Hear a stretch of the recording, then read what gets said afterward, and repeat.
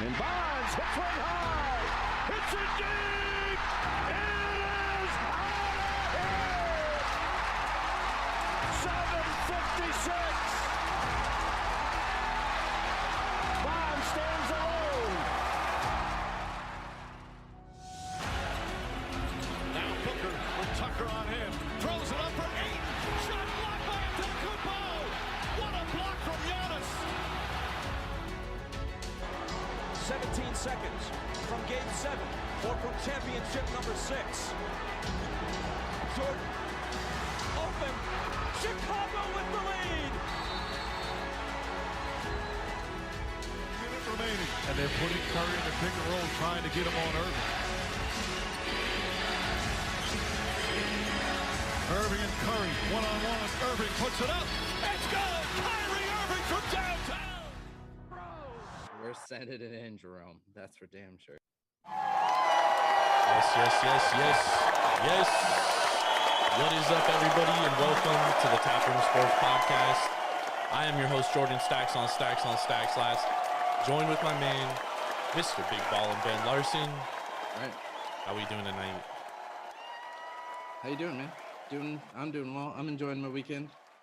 All right. Getting that extra day in, so That's good. I can't complain. Yeah, you love them 3-day weekends. Oh yeah, love them 3-day weekends. I got a 4-day weekend next weekend, so Oh shit. it's even more beautiful. So Hell yeah. What's the occasion? going up to Napa, going to get that wine on, going to get that beer on. Okay. All right. It's gonna be Let's go, y'all. On NFL opening weekend. NFL opening weekend. You got it. That's why we're getting in those breweries in there too. So There we go. yep, gotta do it. Nice, man. Nice. Yeah, how you doing? Man, I'm doing good. College football is back. Yeah, Full big force. day of games yesterday. That was fun. Oh, dude, tons of fun. And Irvin and I are gonna spend, a whole show reacting to and recapping the college football action bin. But dude, I gotta say, a lot of dumb plays, which, first of all, it's college, and second of all, it's the first week. Yeah.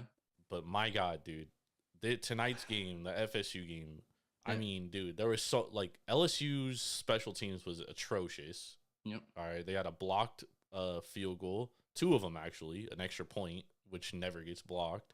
Yep. 2 blocked field goals, and then 2 muff punts. Yeah, that's bad. And then Florida State, Mike Norvell, what the fuck are you doing? Like, this is a big season for Norvell too, because he's on the hot seat. If Florida State doesn't get to a bowl game, he's definitely going to lose his job. And tonight, up 24-17, and you have the ball 3rd and 1 with like a minute and 27 seconds, a minute 30 seconds, something like that to play.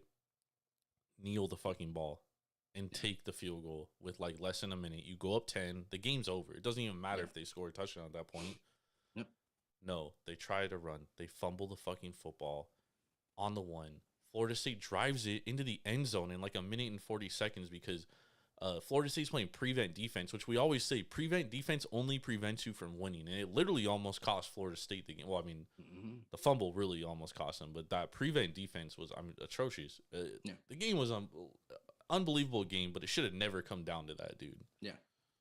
So I'm sounding off because obviously I had Florida State +4. I also had them -2 live. I also had a money line live, so that hit. But I almost had the 4-way banger because I took them at halftime +2. All they had to do was kneel and take the field goal, and I win all 4 bets, man.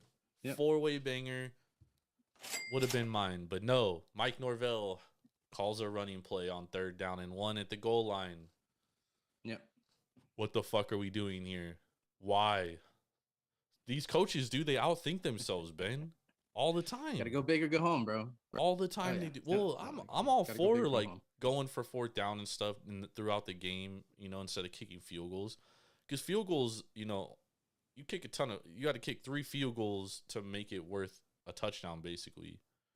Right? Because 2 field goals is only 6 points. It's still only 1 possession. I'm so glad you know how to do math.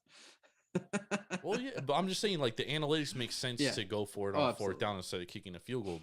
But in that situation where there's under 2 minutes left, and you go up 10, the game's over. It would literally take it would already take them an absolute miracle, which happened to go down and score 7, but it would take an absolute Like, we're talking 0.0000001% chance that LSU has a chance to win that game. Yeah.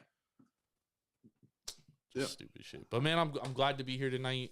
I love our Sunday night recaps. We got a lot to talk about tonight. We got a great show on deck, and we're drinking. I know I seen your 2 beers earlier. Yeah, I got 2 really good beers, and I'm really excited about that. I've never had, so I'm excited to be here, Ben. Excited to talk a lot of sports. It's Labor Day weekend. I get to sleep in tomorrow. Yeah, it's beautiful. You know, I get to sleep until 7:30 instead of 6:45, which is cool. But even that extra 45 minutes is huge. So huge. I'm excited, man. I'm very excited for tonight's show, and I'm pumped up. I'm fired up. I'm ready to go. Hell yeah! So since our Sunday night shows are kind of focused around sports and beer, you know, we got to say that tonight we are being sponsored by Tavour. Make sure to go to Tavour.com, download the Tavour app, use promo code Taproom when signing on, and get $10 off your first purchase of $25 or more. But the reason why we do beer on our Sunday shows is because we really wanted to kind of push that notion of sitting at a brewery, sitting at a bar, drinking beer, talking sports. And that's kind of where we started with the basis of this podcast. And this is where we want to keep going with it, because what goes better with sports than beer, and what goes better with beer than sports. Facts. So we, we want to support our local breweries, support our local bottle shops, make sure that, everything really just supports those people who are making, one of the best drinks on earth. So can't deny that. So each week we're going to, discuss 2 beers that we have on this show. 2 beers, 2 alcoholic beverages. Last week it was a little different. But I've got 2 beers. I think, Jordan, you've had one of these, from this brewery. This is my time to shine with it. And I got another one from the same brewery that I'm really stoked about. And then, you've got 2 beers that I don't think we've seen either on the show before. So tell us about your first one. So my first one is a collaboration from Almanac Beer Company and Casa Bruja Brewing Company, which I've never had before. This is a ghost ale aged in oak barrels with grapes, spices, and sea salt. So this is this one should be really good, really good. That's the cover. What's I the love percentage on it. Just 4.5. It's a light beer, but I love I love sours, obviously. And but I really love barrel aged ghosts or sours. That's my go-to. Obviously I got a couple of them right behind me that were the 2 of the best I've ever had. So yeah, man, I'm excited for this one. I've like I said, I've never had, what is that, Casa Bruja before, never tried it. So this is a beer with them in Almanac, and I love Almanac Beer Company. Almanac's great. Yeah, they make some awesome beers, so I'm excited to try this one. Really looking forward to it. Yeah, last week I had that Cherry Supernova from Almanac, which was that's right, you did have that one. Yeah, it was super tart. So all right, so I have a beer that I'm going to start off with, one that you've had. And this is from Revision Brewing Company. Both of my beers are going to be from Revision today. And they are out of Reno, Nevada, and this is called Reno as Fuck. So it's one that we've seen kind of throughout Reno the AF. Yeah, no AF. It's literally Reno as fuck. And reading about this beer, it's actually pretty funny with the description that they give. So it's an 8.4% double IPA, and it's a hazy double IPA, so it's going to be unfiltered here. So embracing the no holds barred, pure, dirty, clean, crass culture of the greatest place in the world, this beer is a reflection of the city it was born in. It's real, down to earth, and unfiltered. You don't buy this beer, you earn this beer. Ooh. This beer is Reno as fuck. So I'm excited about this one. You've had this before. I have not. So 8.4, we're going big. We're going to start big, and then move on to another great one from Revision. So hell yeah, man, I'm looking forward to it. Very much looking forward to it, and very much looking forward to this show. So we got a few things to talk about on today's show, but first, and like I said, we're not going to talk a lot of college football because Irvin and I are going to spend a whole show on it tomorrow. So make sure to tune into that 9:15. And nobody wants to listen to me talking college football. That's right. Hey, I mean, you tuned into some games this weekend. You had action on some of them. I did. And I'm sorry for giving you USF plus 11.5. It happens. I was telling you, one of the best handicappers in college football that I follow, came to find out he too was on USF 11 plus 11 and a half, and I was like, I felt really confident at that point. I was like, oh, okay, this is good. They started in the hole really fast. It is 21-0 really quick. It went down quick. So then they actually looked good in the second half, to be honest. But things didn't work out their way, and then BYU for some reason kicked an onside kick with like 2 minutes to go. I don't know, but there's a lot of crazy Major League Baseball this weekend too, man. So the Mets, they go up to they take 2 out of 3 against the Dodgers, flying high on they're at home against the Nationals, and they lose 2 of 3 against the Nationals. Plus, Max Scherzer leaves his start on Saturday, and he says it's due to left side soreness, and it's precautionary because he has had like an oblique strain there before. Yeah. I mean, I want to touch on the Mets first and foremost because, now it's only a one game lead in the NL East between them and the Braves. So, what's your thoughts on the Mets here and kind of how the NL East could shake out? Yeah, I mean, it's to be honest, with the way that the schedules are coming down to the wire here, I wouldn't be surprised if the Mets did lose that top seed in the NL East. We talked about this is uncharted territory for the Mets, being a division winner, being at the top of the conference. I mean, or I guess the league. It's definitely something that's new to them. I know they're not the number 1 team in the NL, but it's been so long since the Mets have been a top team, top of the division. And they don't know what to do with themselves right now. I mean, I've been saying it for weeks. Like, when are they going to implode? Because they're going to implode. And, if it's not now, it's going to be in the first round of the playoffs. And it's starting. I mean, 2 big losses to Washington. I mean, we're talking 7-1 losses and, back to back. That's embarrassing. Well, even Scherzer, even before he got hurt, when he came back, he was like great his first 2 starts, but he's kind of like, he's been, what should I say? He's like been more average, he hasn't been like that dominant Scherzer either. So it's like, now he goes out with an injury and he could downplay it all he wants, dude. Like, you don't leave a start if it's like not serious. And maybe it is a little precautionary, but the injury history is there with the oblique. He's already been on the IL once this year.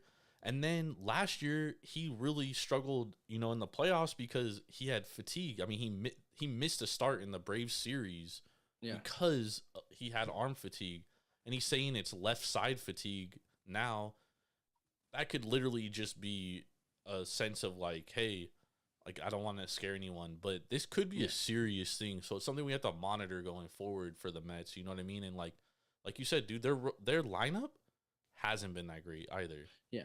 Well, and with oblique strains, that's something that can be pulled very quickly, and could be a major problem, especially this late into the season. I mean, Mets are lucky that they do have, they do have the next at least, week or 2 is a pretty easy schedule. I mean, the Nationals were an easy schedule too. I mean, yeah, exactly. But that's really how they have to. We're really going to see what this Mets team is made of, because they did come off that high with the series win against the Dodgers.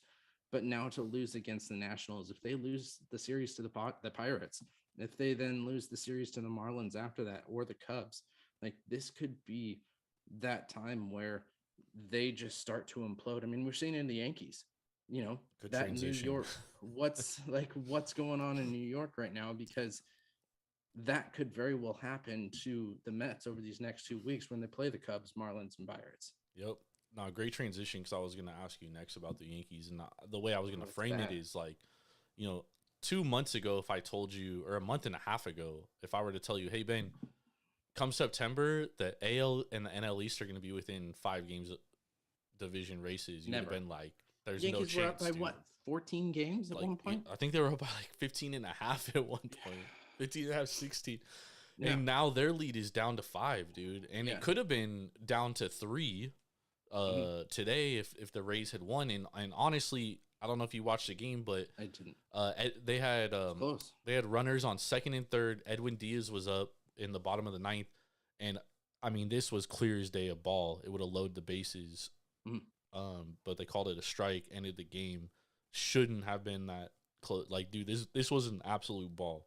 Yeah. When the umpire scorecard comes out tomorrow, we will all. It's going to be the number one missed call. Yeah. And I mean, dude, this is like the Yankees. I don't want to get conspiracy theory or anything, but dude, the Yankees against the A's when Kaprelian was on the mound, there was a called 3 strike on Isaiah Kiner-Falefa, and the umpire called it a ball, and it totally changed the out. That was the game where they scored like 16 runs or whatever. But at that point, it was a 0-0 game. Yeah. And that would have been 2 outs in the inning, and it would have only been a runner on second. Instead, he goes to second, next play, fucking home run, 3-run home run. 3-run shot, yeah. I mean, it changed everything. And then they lose 2 more. Like, imagine if they got swept by the A's, like where we would be now. But I don't mean to get totally off track, but I mean, the Yankees are it's a team, Ben, that like everybody's been so high on, and I've kind of been like, and you know, because you're on the show with me. Yeah. I'm like, dude, I just don't see it. Like, I don't see a World Series caliber team. Yeah, Aaron Judge is having a great year. Yeah, but aside and look from what he Judge, did today, he hit his 53rd home run. Like, it's, but yeah, I completely agree where you were going on that. Aside from Judge, who else is doing anything offensively? But I mean, they were crushing the ball in the beginning of the year. Stanton, Donaldson, like all those guys, but we knew they weren't going to sustain that. Yeah. You know, it was like at some point they're going to come down to earth, and like it all just came crashing down along with their pitching staff, along with injuries, because they were also really healthy through the first half of the season. Yeah.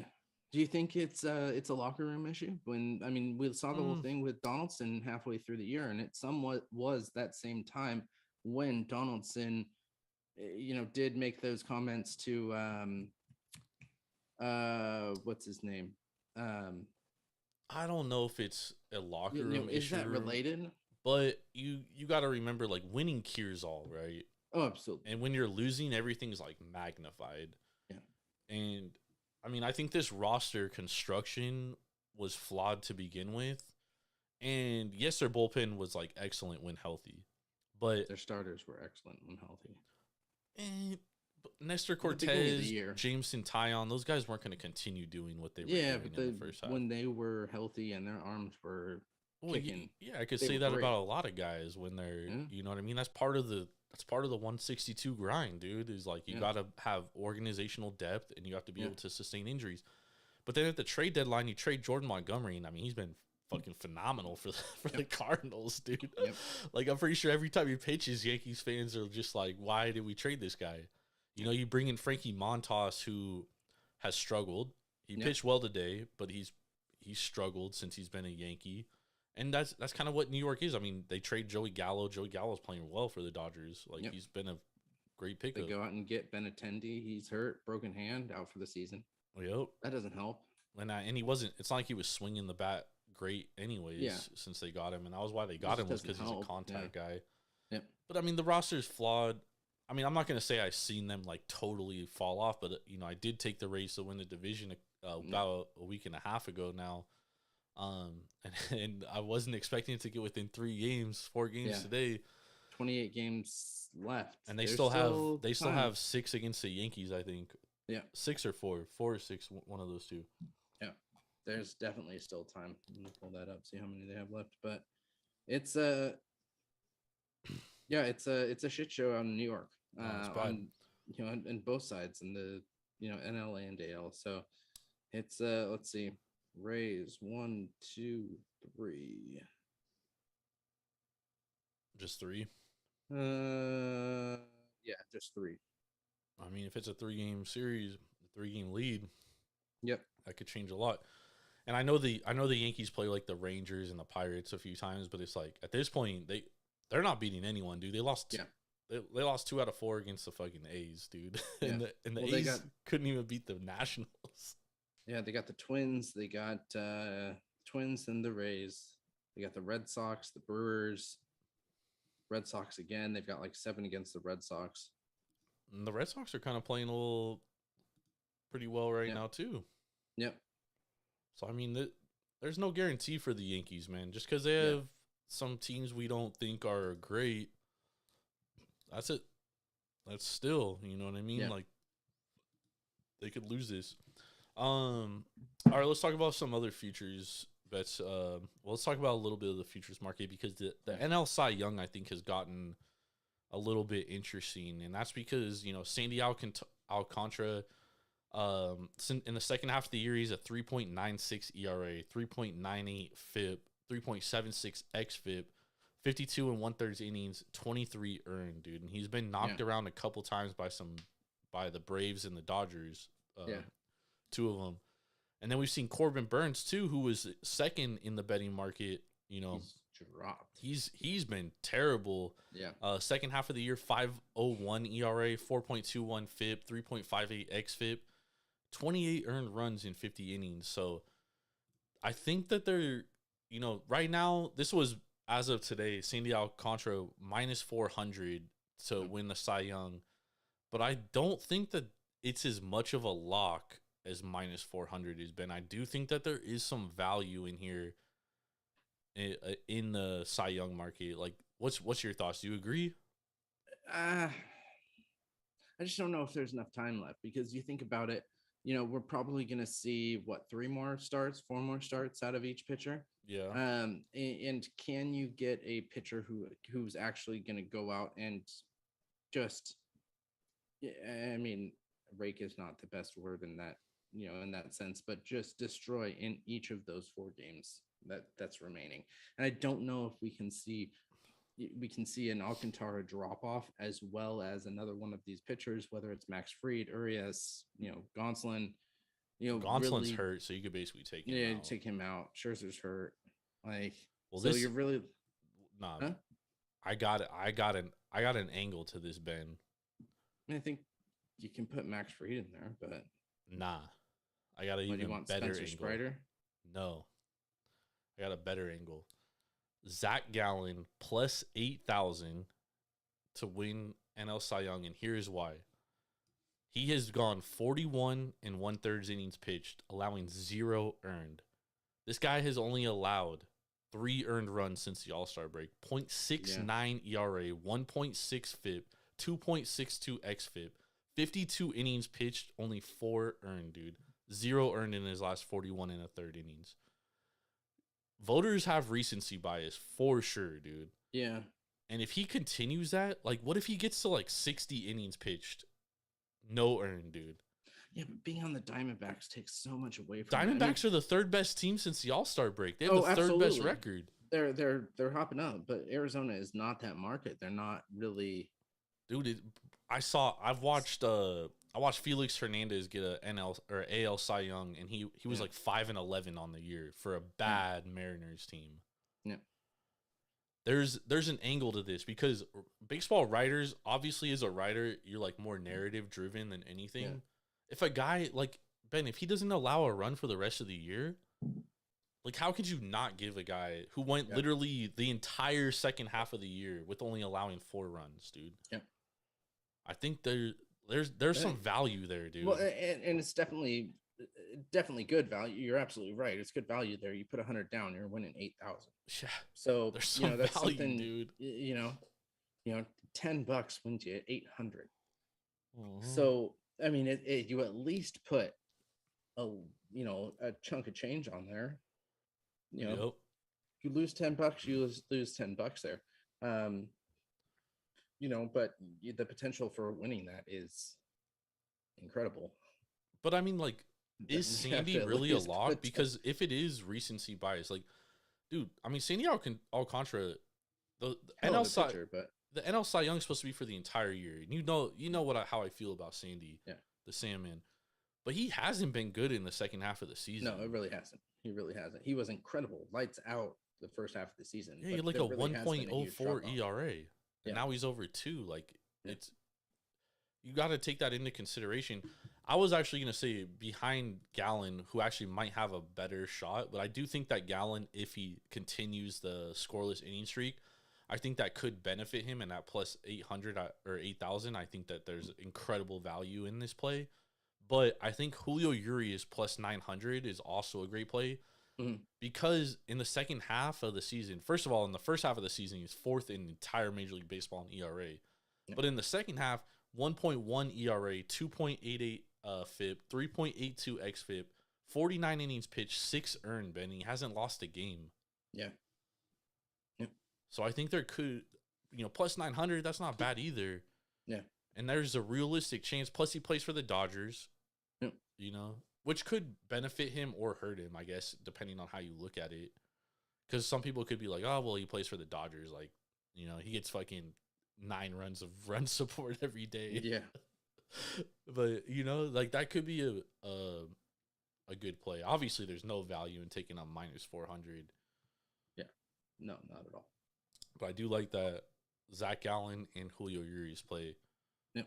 I do think that those are good. What about the NL or AL Cy Young? What's your thoughts on there? Because Dylan Cease, he was 1 out away from a no-hitter on Saturday night. Ended up, pitching a complete game, 1-hitter.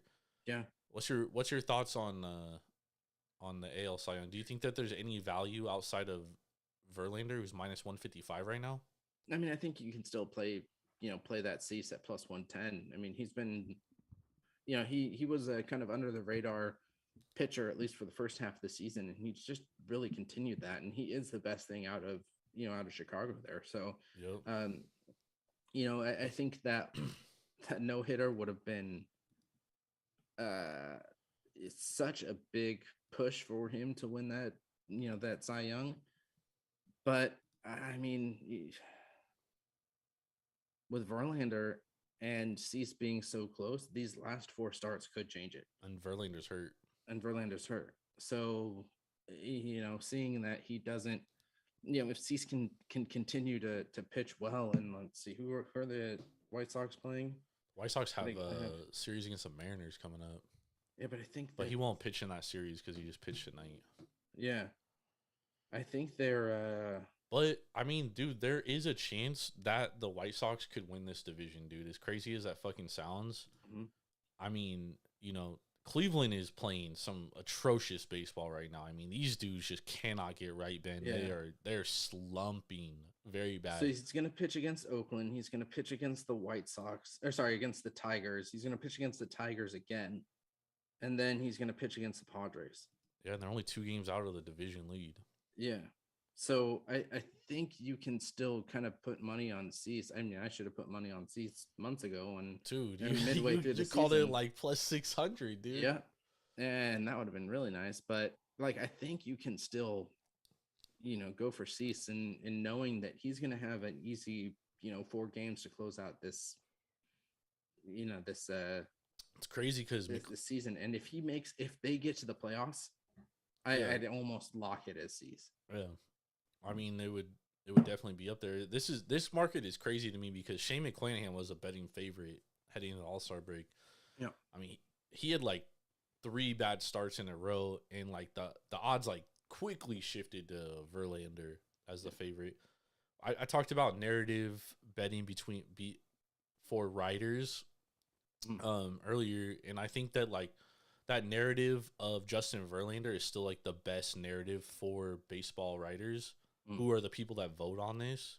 Yeah. So it's if he does manage to make a start or 2, and he still is as dominant as he has been in this year, I think that he's absolutely going to win, regardless of what Dylan Cease does the rest of the year, regardless of what McClanahan does the rest of the year.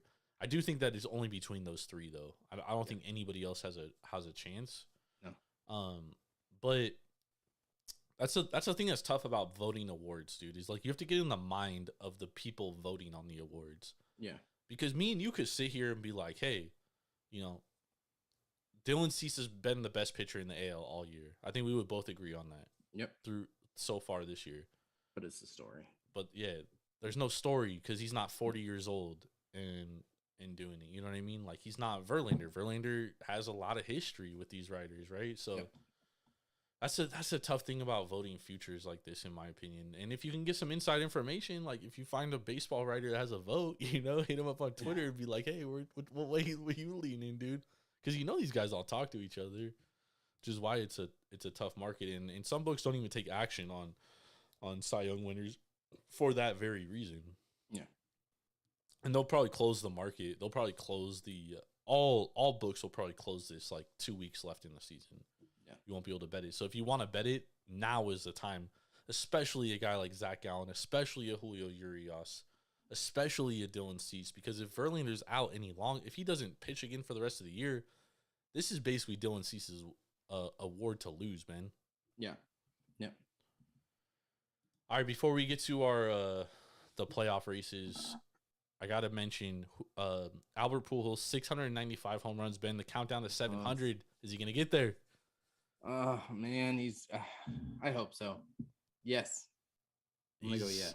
He's fucking There's close, gotta be, dude. There's got to be a bet on that. There's got to be some book who's got a special MLB bet. I'm sure like my bookie at least has to have something on that. I don't know if anyone. I don't know. I'm gonna check my bookie right now. They usually do those special bets. But that would be some interesting odds to get in on, because that's 5 home runs, dude. 5 home runs in 28 games, so 1 out of every 4 to 4.5 games. If he can do it. If he faces lefties, dude. Yeah. I like the chances. God, if he gets 699, that's gonna suck. Bro, if he gets 699, he's definitely coming back and playing next year. There's no way he's gonna finish his career at 699. I would hope so. I don't know for a fact, but yeah, I would hope so, dude. You can't go out like that, Ben. Yeah. Oh, I mean, agree with you, but I've also heard that it doesn't matter where he's at. He's gonna. Yeah, I mean that's a rumor. Yeah. But who knows, dude? Because I mean, he's not there. Like, what if he gets there? What if he gets to 699? You know, and he's just like, dude, I'm 1 away from 700. Just go hit 700 next year and retire. Yeah. All right, let's move over to the playoffs, Ben, because we do have we got some tight races. We got some very tight races. So obviously the Yankees have slipped in the standings. The Rays are right there. The Rays at this point are minus 750 to make the playoffs, so they're basically the market's saying like they're basically guaranteed. So are the Mariners, minus 5,000 to make it. No is plus 2,000. But however, they're only 2 games up on Toronto and only 2.5 up on Baltimore. So I honestly think there is, and they're on a 7-game win streak, so they're gonna lose some games, and they've gotten pretty fucking lucky in this 7-game win streak too. Yeah. So I do think that there is some possibility like they could regress. I do think at plus 2,000, it could be a play. I mean, I don't know if you really believe they're not gonna make the playoffs, but you know, a couple bucks on there, yeah, exactly, could turn out to something. You know what I mean? It's like that plus 8,000. Yeah, but I think Zach Allen is a way better opportunity of winning the Cy Young. And then we got the Cleveland Guardians, Ben, minus 125 to make the playoffs. Yes, no, plus 105. A week ago, they were like minus 325 to make the playoffs. I mean, dude, they have gone absolutely south, dude. 1-9 in their last 10 games. They've just been atrocious, dude. Yeah. Like, they've been one of the worst baseball teams. Tonight, or the game, first of all, this game was delayed like 5 hours. They resumed the game. They're down 3-1. They come back, tie it 3-3. They have an opportunity to win the game in the bottom of the 10th. They have runners on first and third, 0 outs. Josh Naylor grounds into a fucking double play. You could basically write the rest of the story because the Guardians cannot hit with runners in scoring position right now. They can't hit at all. Like, they're not hitting the ball. They are absolutely cold. The bottom of that lineup sucks so much, dude. Like, it really does. After you get Steven Kwan, Jose Ramirez, Josh Naylor sometimes, Rosario, Jimenez, dude, the rest of that lineup sucks. Yep. They stink. Yep. And I put a future on them to win the AL. Yikes. Yeah, I just can't believe. Tough times. I just can't believe it's tied in the Central.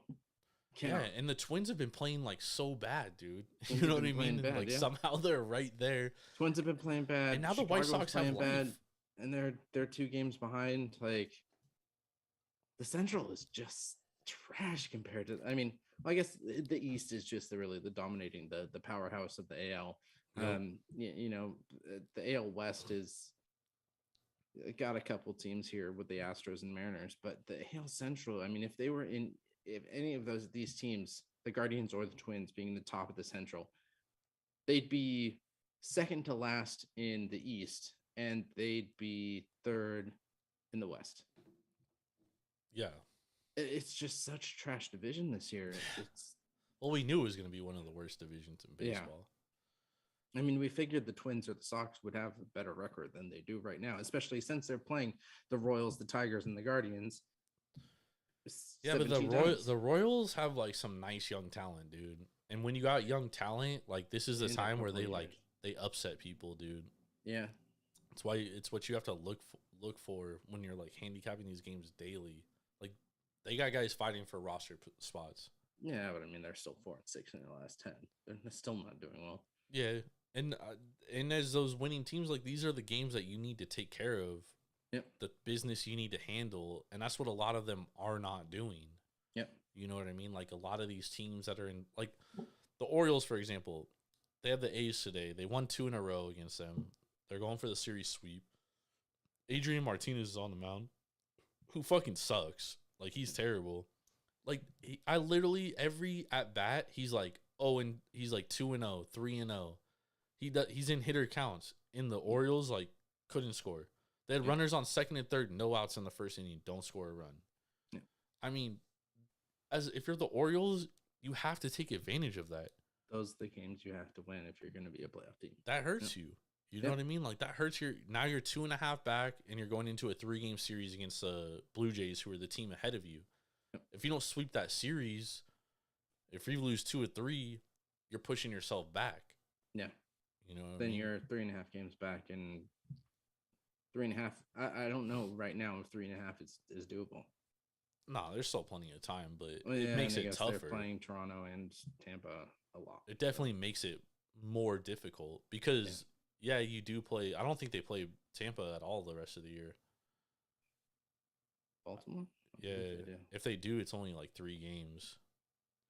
But they do play the Blue Jays, and then they only have 3 left against the Yankees.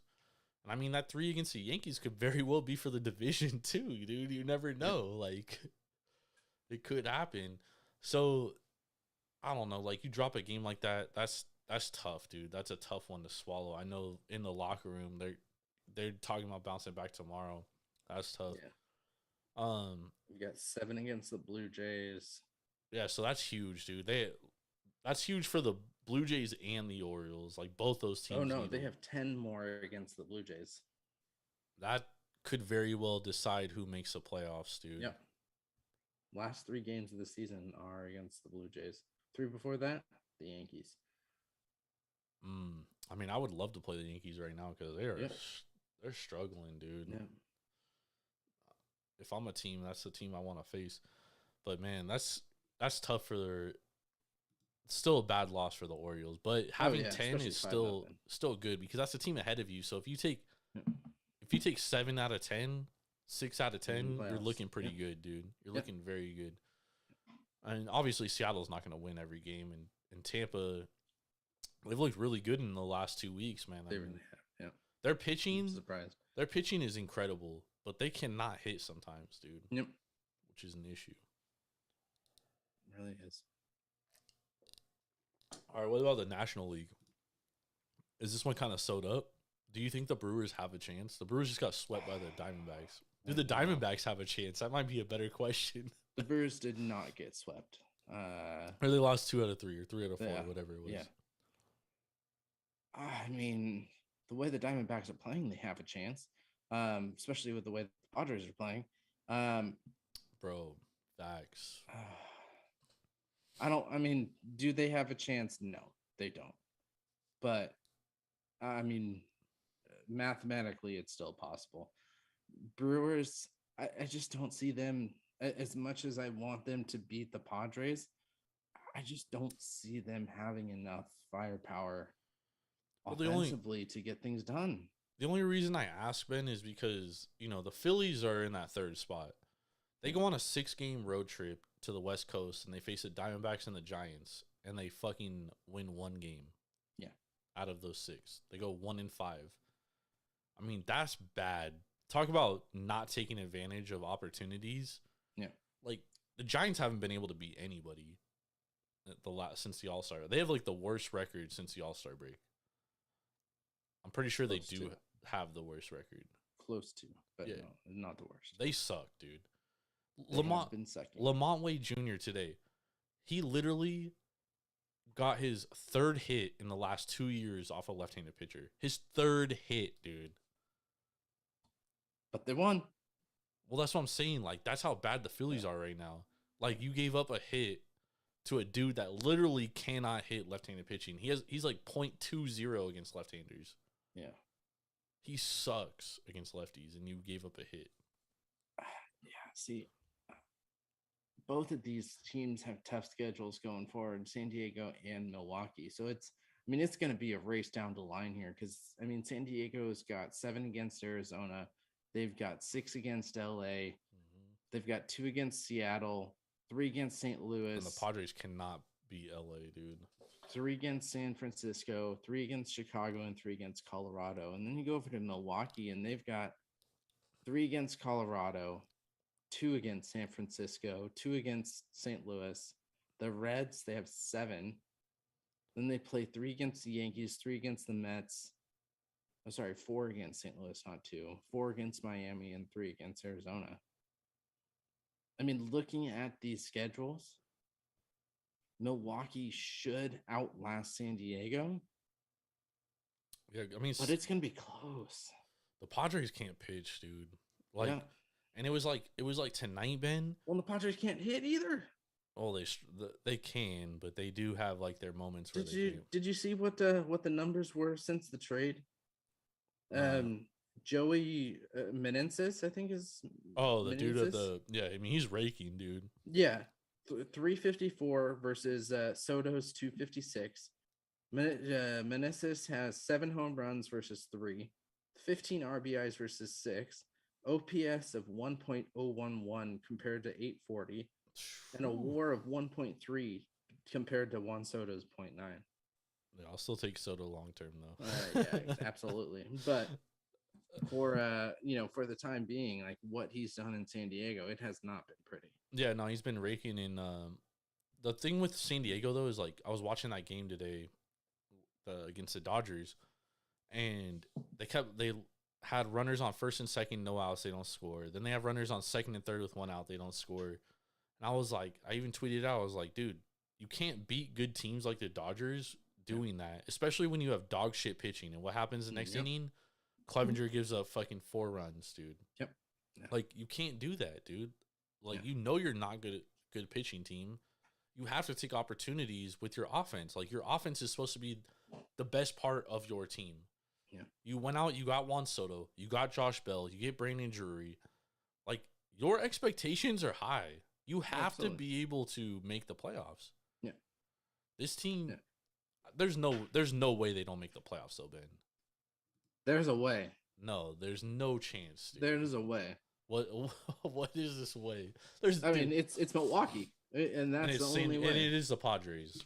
Yeah, it's the Padres, and it's Milwaukee. They both have tough schedules. It's gonna be close. They're only a game and a half back right now, right? 2 games back. 2 games. 2 games back. But the Brewers can't hit, dude. The Brewers can't hit, and they can't pitch all of a sudden either. Yeah. They're 2.5 games back. But that's. Dude, if Corbin Burnes continues pitching how he's pitching, though, the Brewers have 0 chance because that's a dude that you rely on, that you look at on the schedule and you're like, okay, we're going to get a W that day. And you don't have that same confidence, dude. Yeah. Padres going to Padre, man. It can happen. They are, but as long as Blake Snell starts at home and at night, they'll be fine. Yeah. And Yu Darvish has been good. Yu Darvish has been solid. Like, aside from those 2 guys, though, and Musgrove is good through the first 5 innings, but after that, sayonara. Dude, you better hope you have like a 5-0 lead because he could blow that 5-0 lead in a half inning. Yep. But, man, dude, I would be absolutely shocked, Ben, if the Padres don't make the playoffs. But let's move over to our top 5 teams so we can take a quick break and then get into these NFL futures. Sorry. Yep. With kickoff going on Thursday. So, Ben, what's your top 5 teams look like this week? All right, so we're going to start with number 5. Not much movement here from last week. There's a little bit of change here, but we've got some. We got a pretty solid list of the top 5. Number 5 is going to be the New York Mets, 85-50 on the year, 3-3 this week, 5-5 over the last 10. I just got to ask, like, is this it? Is this the implosion that I've been expecting, that we've all been expecting? They did have that big series win against the Dodgers, but those 2 losses to the Nationals at 7-1 is really unexcusable. Damn, bro, you dropping the Mets to 5th? Dropping the Mets to 5th, all the way down to number 5. Number 4 is going to be St. Louis, 79-55. They've just been really rolling in my eyes really quietly through the NL right now. 6-1 over the last week, 8-2 over their last 10. They're winning games big though, outscoring their opponents 36-16 this week. 3 games over 8 runs, 5 of their 6 games this week over 5 runs, and really scoring runs. Big offense is what you need going into the playoffs. So they're going to be at number 4 right now. Number 3, Atlanta, 84-51, 5-2 this week, 7-3 over the last 10.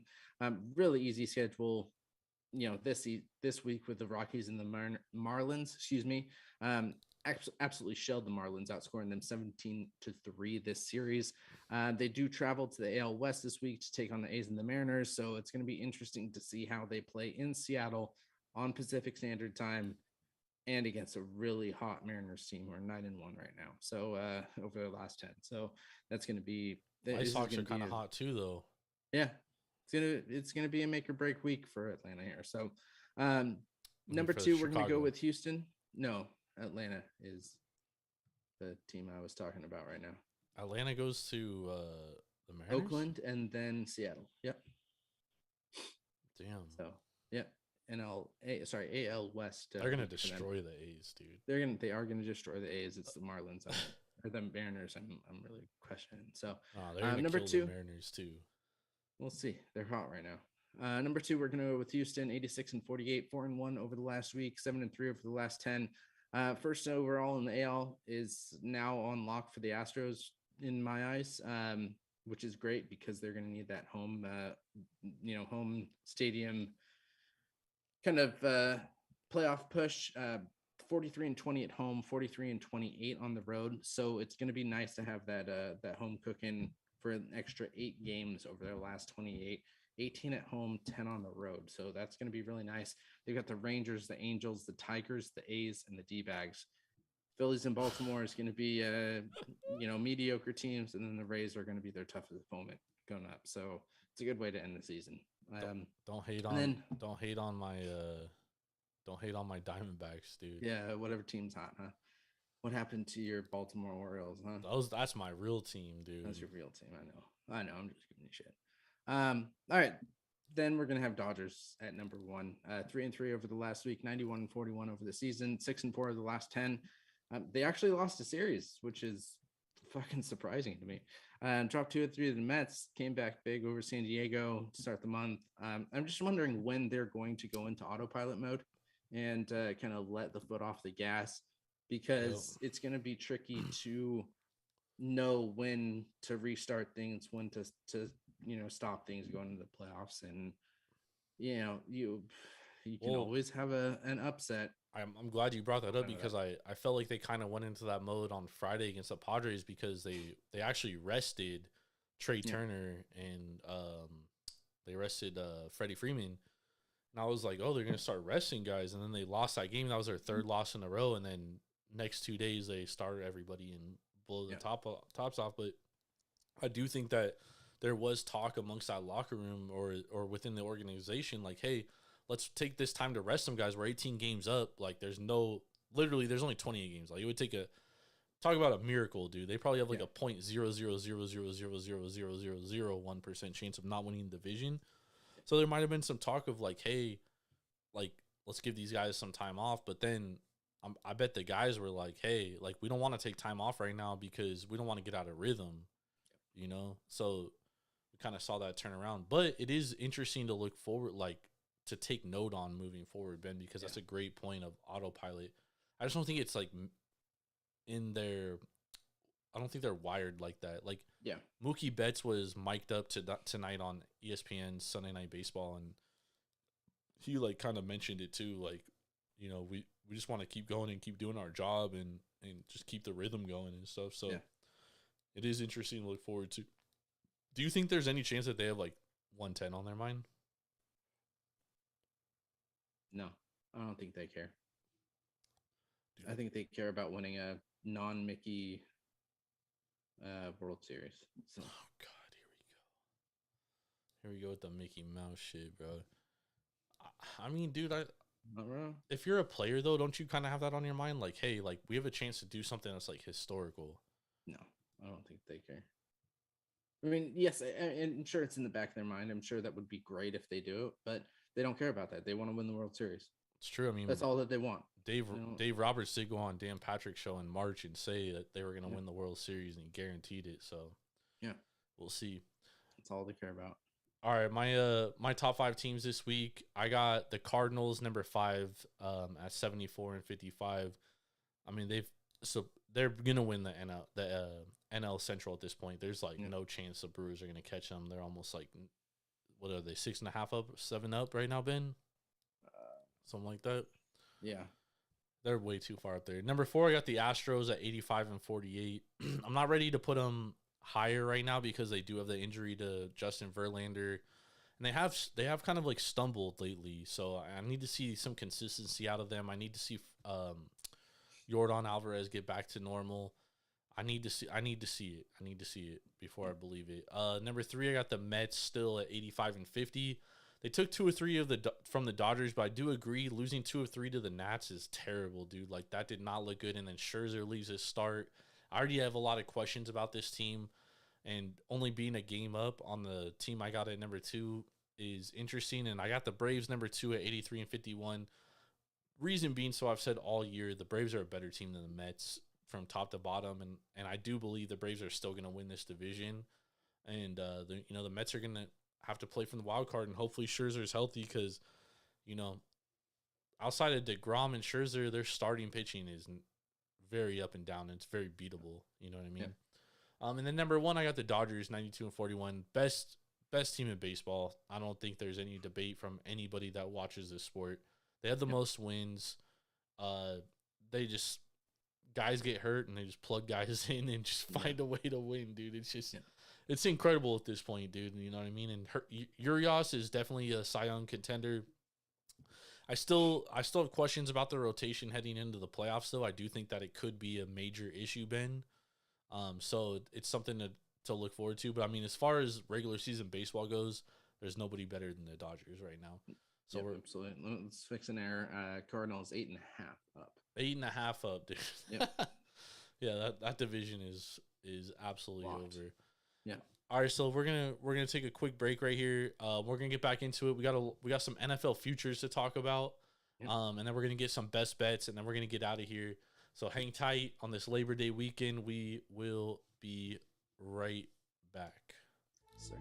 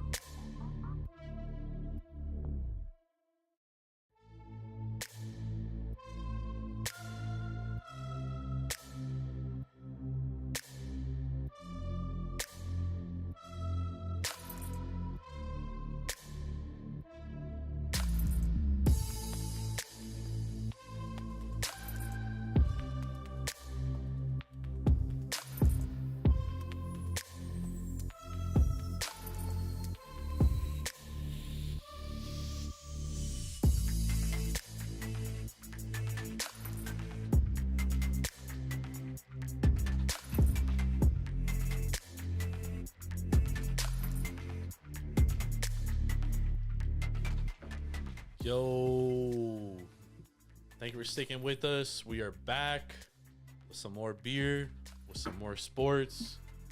We got some NFL futures on deck, but before we get to that, we got to get to these second beers, Ben. Yeah, it's the second beer of the night. What are you doing?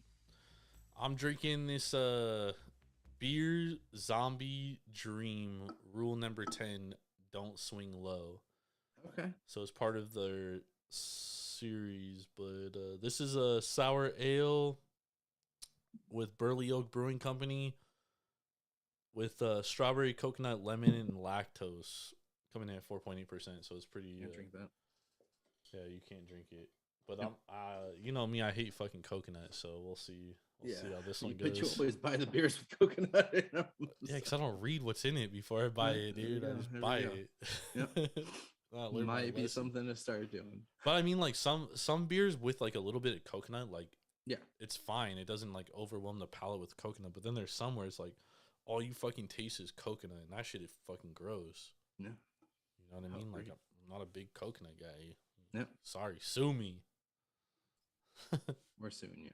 All right, so my second beer of the night, this is going to be from Revision as well. Again, Revision is out of Reno, Nevada. This is going to be a New England hazy IPA.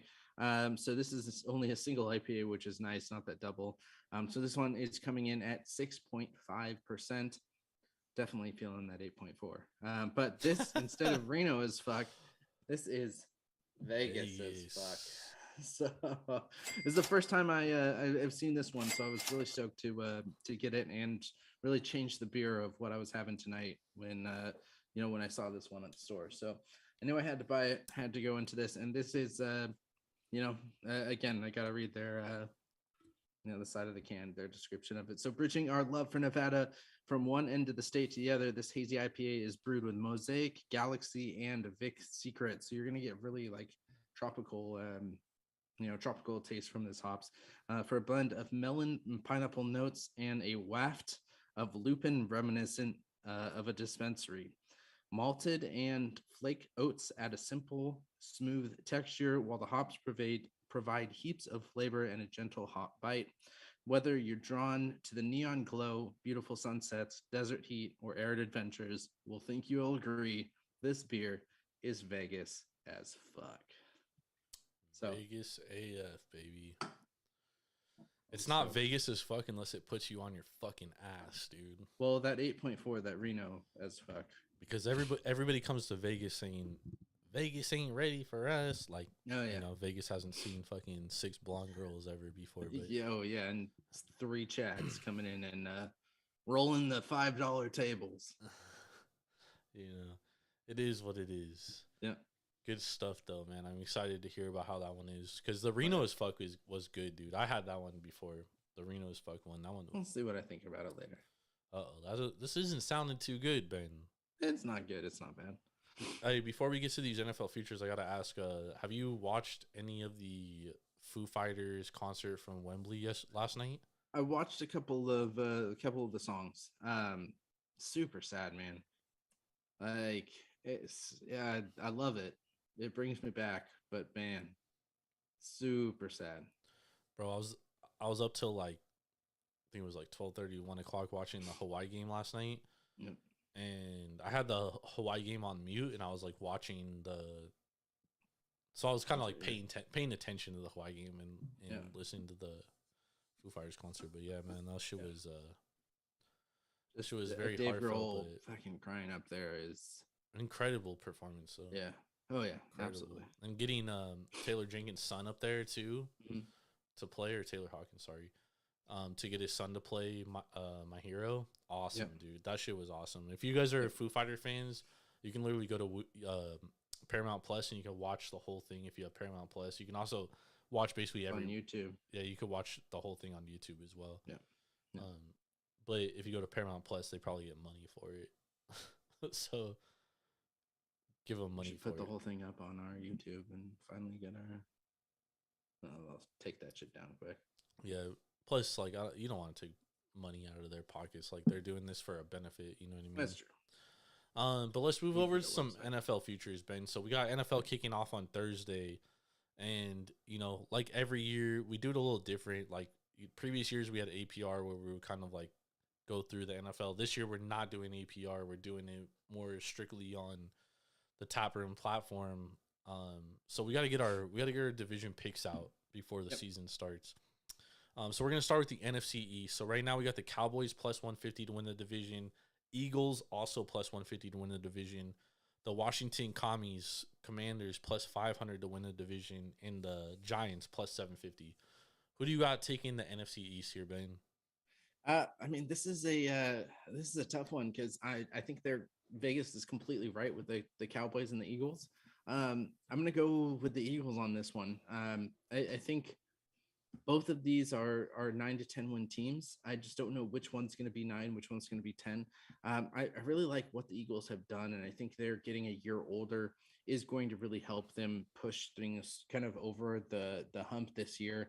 I'm going to give the Eagles the win here. They also have a little bit better of an ease of schedule kind of going for this team that they do have a slightly easier kind of road to winning this division with less teams from at least last year who were over 500 on their season here. So I think Eagles have the most to gain, and they really have played that offense well. And Jalen Hurts, man, he's like doubled in size since last year, and I think that's something that he needed was to bulk up a little bit and really push things forward with them, like what they did at the draft. I think they can take it. I get what you're going, and the market tends to agree with you. However, I am going to take the Cowboys here. Yeah, that's not a bad pick. Strictly because I don't know about Jalen Hurts, dude. Like, yeah. I still have a lot of questions about him. And last year, the Eagles got really lucky, dude. Like, they had 7 games where they literally played backup quarterbacks. And on a couple occasions, they played third-string quarterbacks. And this is a team that, against winning teams last year, they didn't win a game.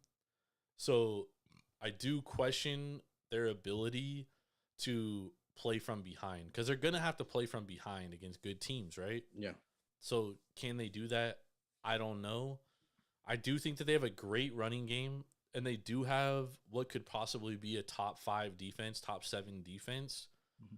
So if they're playing from ahead, I do think that they're going to be a lot better. I just don't know if they're going to be able to play from ahead. Yeah. I do think people are overreacting to the Cowboys losing Amari Cooper and Tyron Smith goes down. But Tyron Smith is like at the back end of his career. I have to assume that the Cowboys were planning for his replacement. I do think losing Lionel Collins also kind of hurts. Their offensive line is a big question mark. Yep. But their defense, while it might not be as good as it was last year, I do expect Micah Parsons to be better. I do expect Jabril Cox to be better. I do expect that defensive line to still be able to withhold some of its dominance. Yeah. I don't love the pick, dude. You know what I mean? Yeah. But like, oh, absolutely. This is one of the divisions that I'm least confident in, to be honest, because there are 2 teams that I think can win this division. My question with the Cowboys is that running game. Is Tony Pollard going to come out and run like he did last year? Is Zeke going to run better than he did last year? Well, I think Pollard's going to end up being I think he's going to end up being a lead back. Yeah. A lot of NFL handicappers that I know, they're really high on Zeke again this year, but they were high on Zeke last year, and he ended up not being that good. So I'm not gonna put a lot of faith into Zeke, but like I said, I'm not confident in the pick. But for the show's sake, I'm gonna take the Cowboys plus 150.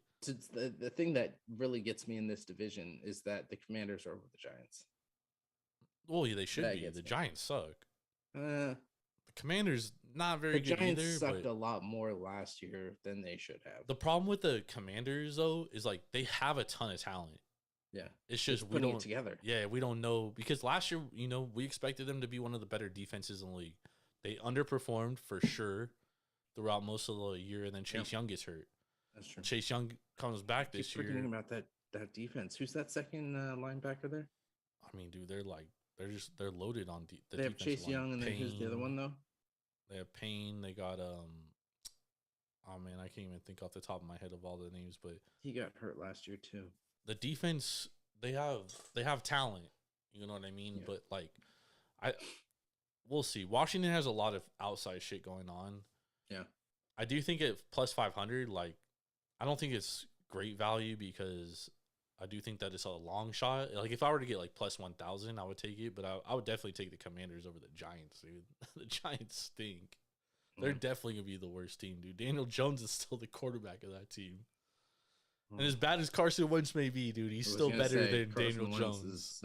He's still better than Daniel Jones. All right, so Ben, you're going Eagles. I'm going Cowboys for the NFC East. Let's move over to the NFC South. We got the Buccaneers minus 263, Saints plus 320, Panthers plus 1,100, Falcons plus 3,000. What's your thoughts here? I think we have to go Bucks. It's not good value there. If you're going to take a value bet, I think you take the Saints because of their defense. But I just don't see the Panthers, the Falcons, or the Saints or coming up to the offense of the Bucks. I mean, the offensive line of the Bucks is still, the big red flag Huge there. Question mark. But to me, that's pretty much it. They're still going to have a dominant defense. You want an offensive line with a red flag with a 45-year-old quarterback? It's true, but we've seen Tom Brady do amazing things. So not at 45. At 44 though. So with the great offensive line. This is the thing they about the did not Bucs. have a great offensive line last year. They saw one of the better offensive lines. This is the thing about the Bucs. There's a lot of shit going on with the Bucs. There is. Tom Brady said it himself. He's 45. He's got a lot of shit going on. Yeah. No some Gronk shit this came year out. too. Some shit came out from TMZ this week that Giselle has left the house because Tom Brady was supposed to retire this year, and she's like pretty upset. This could be something, dude. This could be real. I mean, the guy did leave longer than expected, and he did say in his press conference, like, but he took 13 days instead of 11. Like, we already knew this 11 days was still been like, this isn't normal. Like, there's something going on here. I don't like the Bucs at all. I took one win total future, and it was Bucs under 11.5 wins. I also took the all under 9.5 wins at plus 250 because I think this team could be a lot worse than anticipated, dude, because they lost a lot on defense. They lose Ndamukong Suh. They lose a few pieces on that defense. I don't think their defense is going to be as good. Their offensive line is highly in question. They lose Gronk. I don't like the Bucs here, man. I like the Saints plus 320. If Jameis can stay healthy, they could very well win this division. And even the Panthers plus 1,100 could be a fucking shot in the dark. I mean, I know it's a long shot, but that defense last year was top 5 in the league in defense. They just were so bad offensively that it didn't even matter. Fucking Baker Mayfield going in. I mean, dude, he's looked better than Darnold did last year. And I mean, a big part of the Carolina Panthers problem last year was their offensive line. They addressed the offensive line this offseason. So I kind of like the Saints plus 320, and I would throw a little something on the Panthers there, dude, plus 1,100. Yeah. I think there could be something. I mean, if there really is trouble in paradise, I'd say probably take the Saints at plus 320. You're not getting any value at Bucks minus 260. Nah, zero. So there's no way that they're you minus might as well 263. take the Saints there at plus 320. It's just a huge question mark in my eyes with Winston there. But he was good when he was healthy last year. That's the only thing is can he stay healthy? Yeah. That's the thing. That's what you're really betting on. But when he played last year, they were 5-0. They didn't lose a game. They beat the Packers. It's not like they beat scrub teams. Like, they were good. They beat the Bucks. Yeah, but wasn't it the first 5 games? They beat the Bucks and the Packers in those first 5 games. Yeah. Yeah. I mean, I wouldn't take. And the Saints got better this year 260. because they got Mike Thomas back and they got Chris Olave now. I forgot about Thomas. Yeah, Olave is going to be a good pick. He's coming out of Ohio, right? Yep. So Mike Thomas is from Ohio State too. So they got 2 Ohio State wide receivers right there. Yeah. Yeah. So I think you can throw a little bit on that 320. I think that's the best bet. But are you taking Bucks to win? I'm still taking Bucks to win. Yeah. All right. Let's move over to the NFC West here, Ben. We got the Rams plus 125, Niners plus 162. This is consensus, by the way, so you got to shop around. Yeah. Cardinals plus 387, Seahawks plus 2,000. The interesting thing is Cardinals have gone from like plus 500 a couple months ago to plus 387 consensus. Yeah. What's your thoughts on this division? I'm still going to go Niners here. Of course you are. And of course I am. Because of two factors here, I think the re-signing of Jimmy G does give a little bit of a backbone. He's still going to be number 2 in my eyes, but if Trey Lance does suck, which I don't see happening, they do have that kind of backup QB there, and to be honest, he's the best backup QB in the division. Having Jimmy G back there, especially at 6.5 million. I think we're going to get a little bit of the Super Bowl hangover from the Rams. It's going to be interesting to see if anything happens to Aaron Donald with his double helmet swing at the practice scrimmage. Yep. That's going to be a big question mark to see if he sits any time. I do like the Cards, but I think the DeAndre Hopkins sitting for 6 games is a big hit for them going into the season, and 6 games is substantial here. So I do think that plus 162 for the Niners is a good bet there. I think Trey Lance is going to be good. What I saw of him in his few drives, he really has stepped up from where he was last year. But he looked like shit in the 3rd preseason game. Yeah, that's true.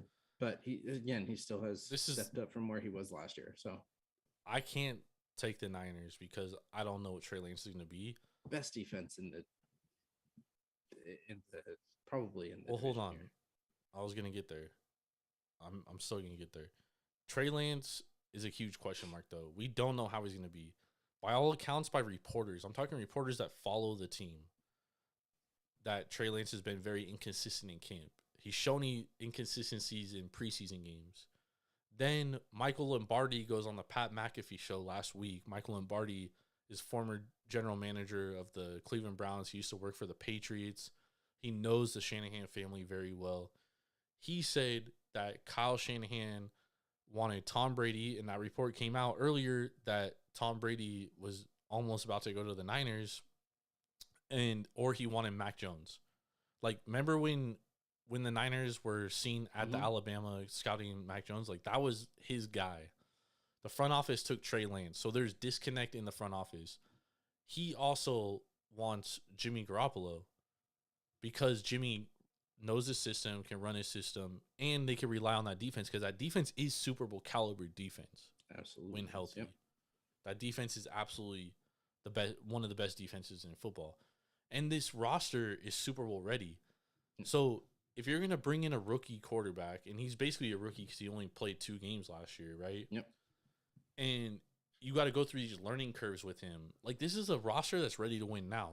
Jimmy G's taken that team to 2 NFC championships, and he's taken them to a Super Bowl.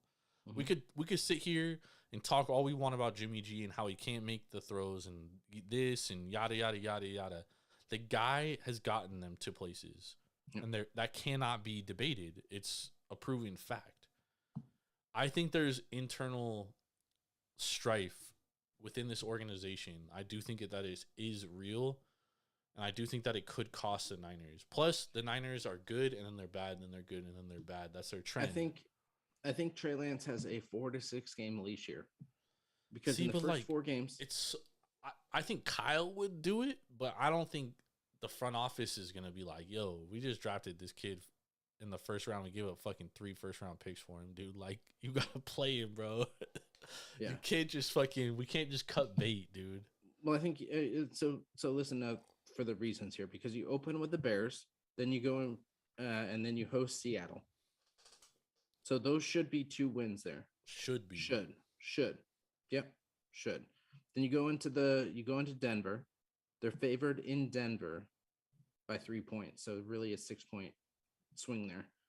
We'll see if they can beat Denver. I think that's a big question mark.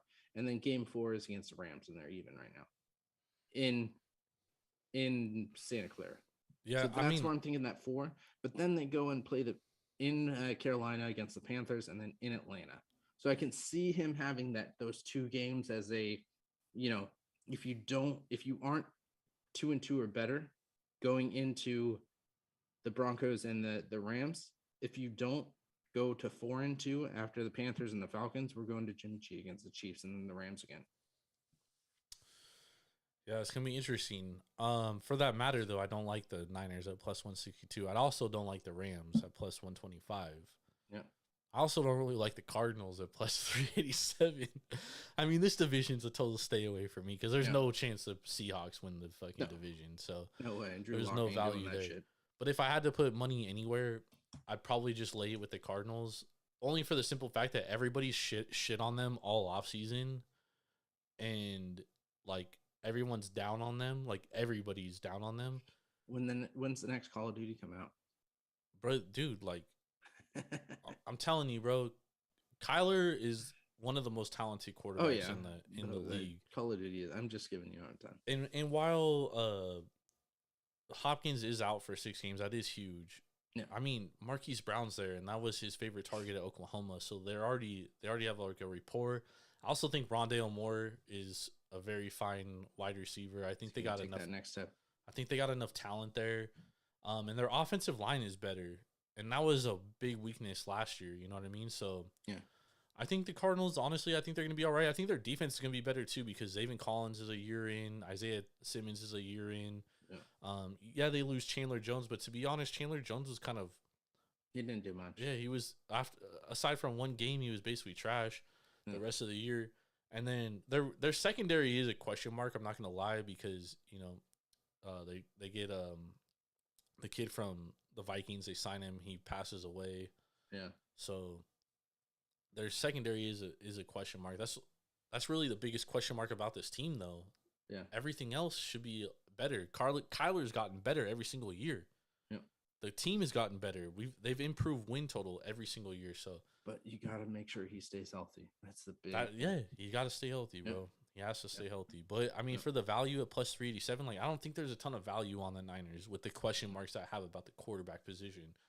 The Rams have been one of the healthiest teams in all of football for like the last 5 years, dude. Like at some point, that's gonna regress. Plus the Aaron Donald shit, which you were talking about with the helmet banging. You think he's gonna get suspended? I mean, he should, dude. He should. It's a bad look, dude. You know what I mean? So and the arm injury for Stafford, bro. Yeah, that could be huge too. So they talked about Stafford being 100% for game 1, but I don't buy it. But 100, he said he was dealing with it all of last year. Yeah, exactly. Yeah. So I don't like that, but I'm gonna go Cardinals here, and it's not because I'm a Cardinals fan. Like I'm literally just sure for the plus 300. I'm not laying no 160, 150 with the Niners or the Rams, dude. So give me the Cardinals for the value. All right, here's another interesting division, Ben. We got the Packers, or the NFC South, I'm sorry. We got NFC North. North. We got the Packers minus 182 as the favorite. Vikings plus 265. Lions plus 924. This is all consensus, by the way. Bears plus 1400. So when I say consensus, like, the Lions are basically anywhere between plus 900 and plus 1,000, depending on what book you go to. Yeah. Bears plus 1,400. They're anywhere from plus 1,200 to plus 2,000, depending on the book you go to. So yeah, if you like the Bears to win the division, you might as well go to PointsBet where they're plus 200 or plus 2,000, and get some great value. Yeah. So it's just about finding the value here. So what do you like here, Ben? This is a 2-man show for me. I think between the Packers and the Vikings. On the betting side, I think the Vikings, you take that plus 265. On the realistic side, I think you take the Packers at the minus 182. It's not a good vig. You're not going to get, any good value. You can get it at minus 155 at FanDuel. But even then, I probably wouldn't take it. The big question mark for me is, what is Valdez-Scantling going to do as your number 1 wide receiver there? He's fast. He's not their number 1. He is their number 1. Nah, Juju. It is Juju? Yeah, they got Juju, Sky Moore. I mean, they're not going to have a number 1. That's probably the best thing for them, to be honest. Yeah. I think the speed of Valdez-Scantling is going to be the Oh, you mean the Packers? Yeah. Nah, Valdez-Scantling is in KC. Packers got oh, that's right. Allen Lazard. That's who. Yep. He's nice though. He is good. but I don't think he's a true number one compared to all the other number one. Well, they also drafted ones that we have Romeo out there. Dobbs. He's good, and Christian Watkins from North Dakota State. They also brought in It's gonna take Sammy some time. Watkins. Yeah, it's going to take some time. I just don't think they have the firepower like they did in these previous years. And you still think you've got one of the best quarterbacks, calling the plays and throwing the ball there. So that's going to be good. AJ Dillon is a fun running back to watch. So that's going to be a big thing to see how much he takes a bigger step this year. I just don't see the Vikings offense, even though they probably have the best running back in the division. I don't think they're going to be going the distance that that they need to get to the playoffs here. So I think Packers still take it. Not great odds, but I think they take the division. Yeah, bro, I'm with you. A lot of people are on the Vikings plus whatever they got it at. Yeah. I think they're downplaying the Packers because they lose Devontae Adams. Yeah. But it's like, dude, that defense was elite last year, and they only got better. Yeah. And then, like, their running game, which is probably what they should have leaned on in the playoffs last year, which they didn't, that's going to be a strength of theirs, And people, they talk about the offensive line, but it's like, dude, that offensive line was plug and play all last year, and they were, like, one of the best offensive lines in football. Yeah. So it's like they're only a year better now. Yeah. I mean, I like the Packers here, minus 182 too. Like, I'm not gonna bet it. Not enough value for me to take to put on a futures bet. But I don't like any other team here. Like, I think maybe if you could get plus 1,000 on the Lions, but I'd want like plus 2,000 on the Lions. Yeah. If I was taking the Bears, I'd want like plus 2,500. Like, I just don't think there's any value in any of these other teams to beat the Packers, dude. I still think the Packers are the best team, top to bottom, in this division. So I'm with you. Taking the Packers. Taking chalk. Chalky, chalk, chalk. All right, let's move over to the AFC, Ben. We're going to start with the AFC East. AFC East, okay. The AFC least. Well, actually, it's not the least anymore. No, it's not. But we got the Bills minus 230, Dolphins plus 462. It's done. You already said it. The funny thing is like the Patriots were the second betting favorite in this division. They've moved to third. People are not very high on very them. close. Yeah. The Jets, obviously, I think is a very dark long shot, but now I'm with you. I think the Bills. If you like the Bills to win this division, you probably get more value of betting their win total over 11.5. But I'm, like I said a couple weeks ago, like I'm very down on the Dolphins. Like, I don't think they're gonna be good at all. Yeah. Not think good the at all, Dolphins are but gonna I be think the they're gonna be second all team. right. I think they're going to be the second team in this division. I think they're going to finish over the Patriots. Really? I think they could push for a wild card position here, but I don't think they're going to be even close to what the Bills can offer. Yeah, no, the Bills are way too good. Yeah. All right, let's. But no value there, and the best you can get them at point set is minus 214.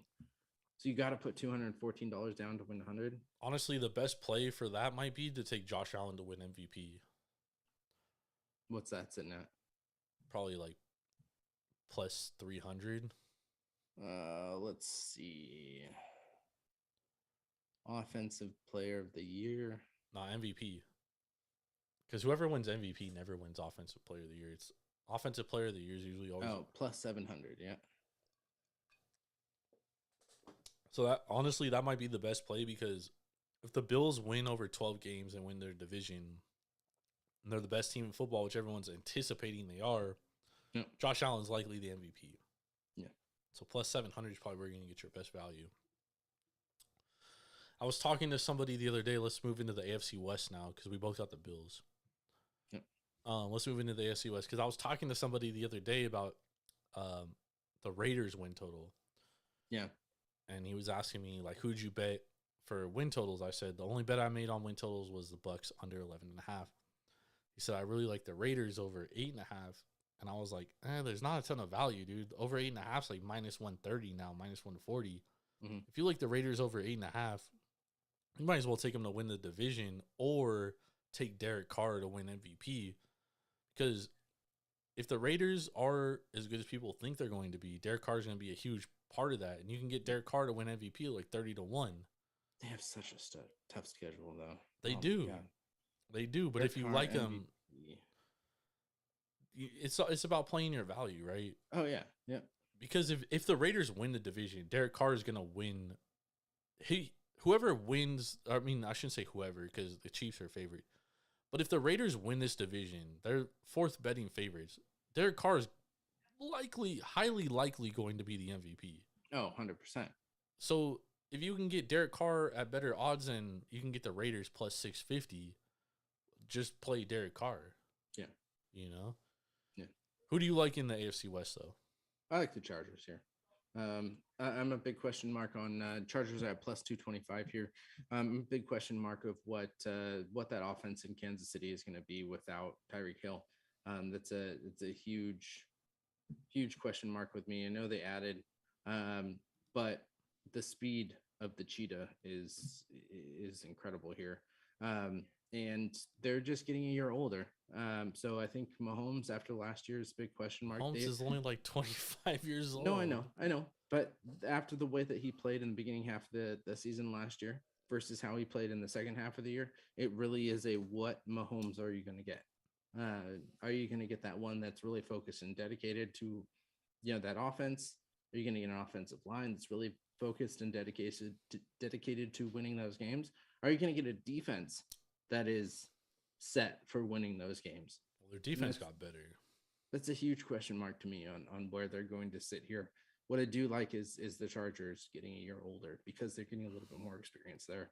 And they're, hopefully over the injury issues that they had at running back last year and, are going to be pushing for, a chance to win this series, this division.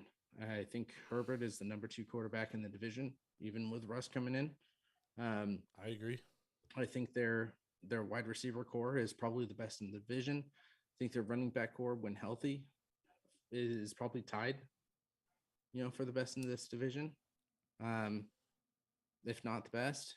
And that defense was strong last year. So I'm going to go with Chargers plus 2. Defense couldn't stop the run last year, though. That's true. And they had Khalil Mack, but will he stop the run? I think they had Khalil Mack because, this division got 4 of the best quarterbacks in the league. You know what I mean? So you need to have a good pass rush. But, man, I know I hate to take chalk again, but taking the Chiefs here, dude, I think it's Mahomes, yeah. I think people are underestimating the Chiefs, dude. And I know that's, weird to say, but, I do think that they're undervalued here. Last year, they were minus 250 to win the division. If you can get plus odds on the Chiefs, I mean, that is a good bet. Yeah. Anytime that's a good bet. Their defense got better. Division, though. But their defense got better, Ben. Their defense is better. And, yes, Mahomes did struggle in periods last year, but that's because a lot of defenses were implementing, 2 very deep safeties against them. And I honestly think the best thing that could have happened to them was getting rid of Tyreek Hill. Because Tyreek Hill was a one-trick pony, bro. But he was the best one-trick pony that there is. Yeah, but once teams started taking away those 2 deep safeties, it changed everything of what he the went from a Chiefs 2 did. touchdowns a game to a touchdown a game. I'm telling you, bro, this is good. They got Juju Smith-Schuster, who's a possession-type receiver. He's a very intelligent receiver who, finds spots in zones. That's huge. Kelsey might decline a little bit. Only one tight end in the history of football has ever had over 1,000 yards at over 32 years old. That's Tony Gonzalez. So Kelsey could regress a little, but I like the Sky Moore from Western Michigan last year. Great wide receiver. I like him. I do like what Kansas City is doing, dude. And I think that we've always looked at Kansas City as offense and everything. I think this year they're going to be a much more balanced team, dude. I think their defense is going to be a hell of a lot more improved, dude. I hope so. They need to shore up that running game now. Well, the thing is they don't run the ball. Andy Reid doesn't like to run the ball. That was always his problem in Philadelphia too. Last year against the Bengals are dropping 8 and they're still trying to throw the ball. It's bro, just run the ball. Yeah. So we'll see if they do that. All right, let's move to the AFC South. We got the Colts minus 132, Ben. Titans plus 182. Jaguars plus 700. Texans plus 2,500. Yeah, I'm taking chalk here. I think Colts are the team to beat here. Agreed. Matt Ryan is such a, even though he's old, I think he's a step up from Wentz and what he was doing last year. That running game is on point. That defense is outstanding. And I just don't see the Titans really making that push. I agree 100%. I think the Colts have one of the best defenses in the league. Yeah. They have one of the best running games in the league. They're not going to be asking Matt Ryan to be MVP Matt Ryan of 2015, 2016, whatever year that was. Which is what Atlanta was doing. So yeah. Every year Atlanta was doing that. So I think I like the Colts, dude. I don't like taking chalk in this, but I don't see another team in this division winning. Yeah. Go to FanDuel, get them at -125. You've got the best value there. Yep, agreed. All right, let's move over to the last division, the AFC North. We got the Ravens, who, a lot of people are expecting to bounce back after all those injuries last year. +140, they're the favorite. Bengals +170. Browns +424, Ben. And then we got the Steelers +874. Do you think there's any value on anyone here? Man,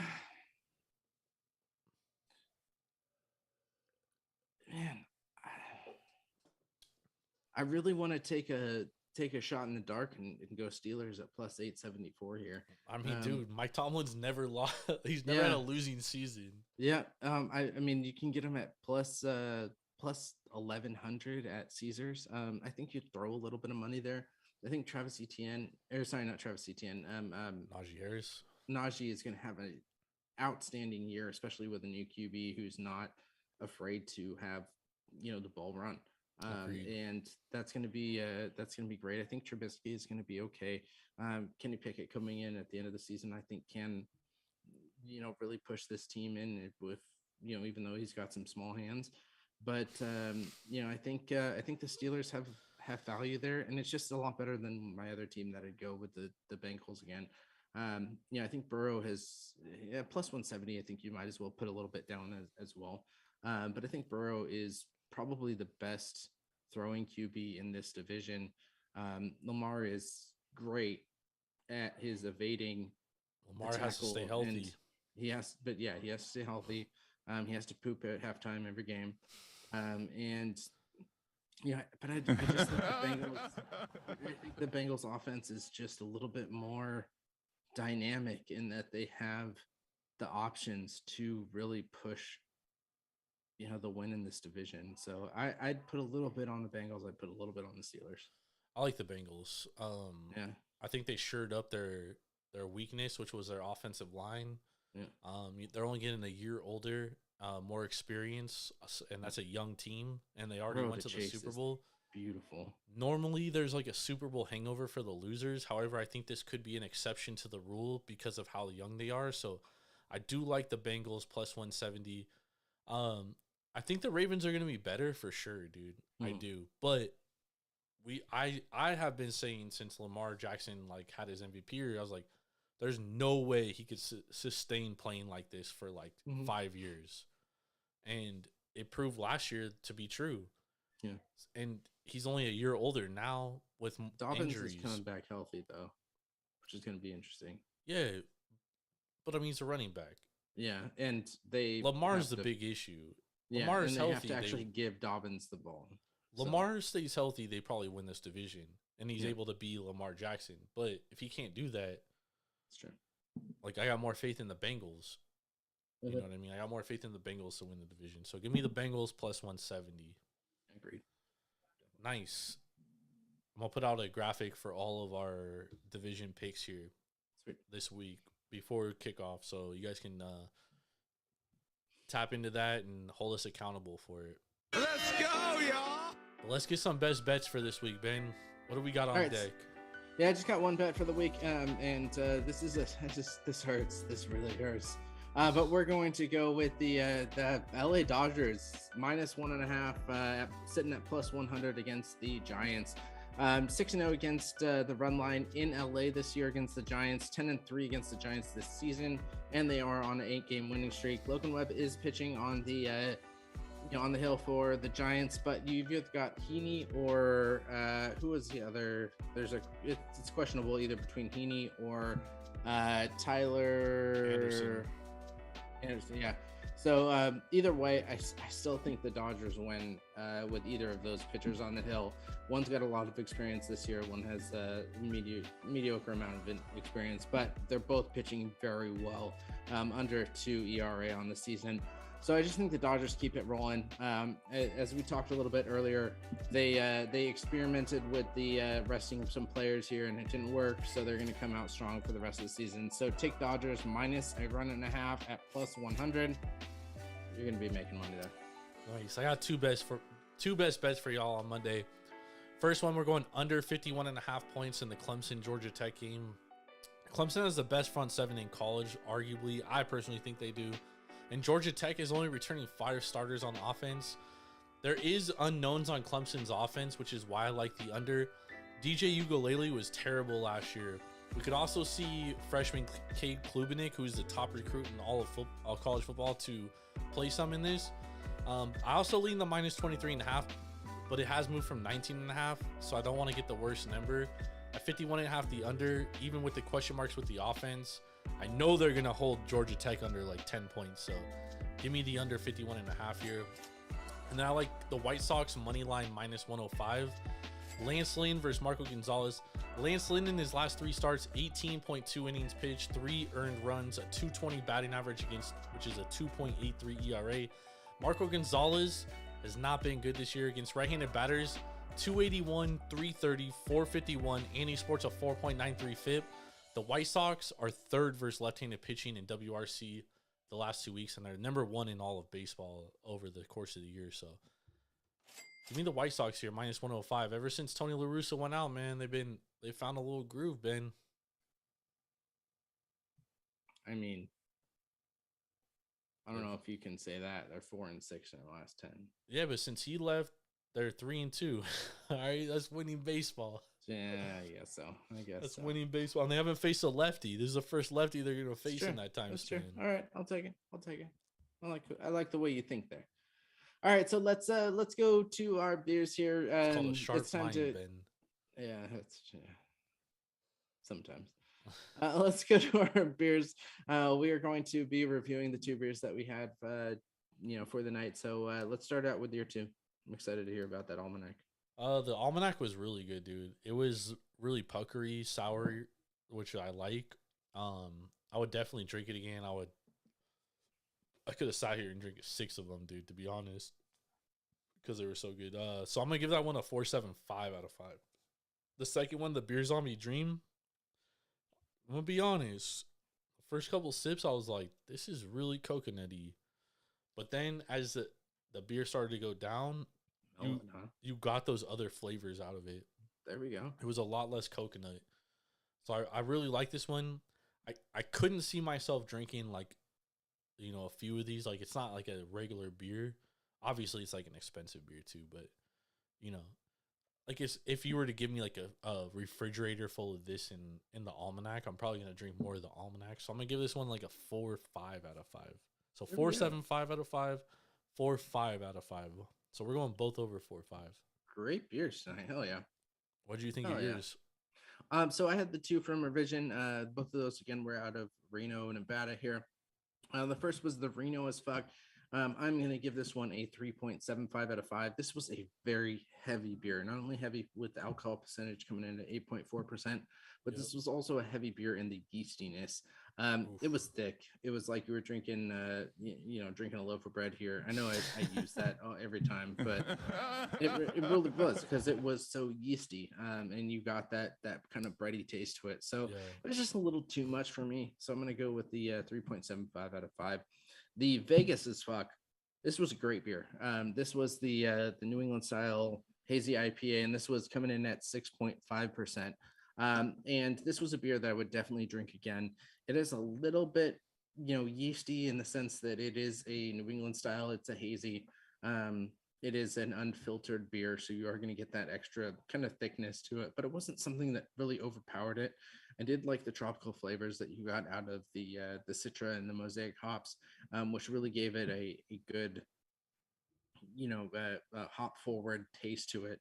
It had a great mouthfeel, something that you see really in wine is those legs, and you talk about those legs as you're drinking it, but also with the beer, and you can see with every single sip that you take the lines of the where the head was. So this was a very good beer. This is something that I would definitely drink again. So I'm gonna give this one a 4.5 out of 5. Nice. I like it. Yeah. All right, so that was the podcast. Thank you, everybody out there, for listening to the sports and the beer aspect of this podcast. We definitely love that you're on YouTube watching us live. Love that you're on Spotify, Apple, wherever you listen to our podcast. Make sure to continue us, listen, make sure to like, make sure to follow. 8% make sure to subscribe. Here. Yeah, we all appreciate that. We will be back tomorrow. Jordan and Swerve and Irvin are going to be back talking NCAA football tomorrow.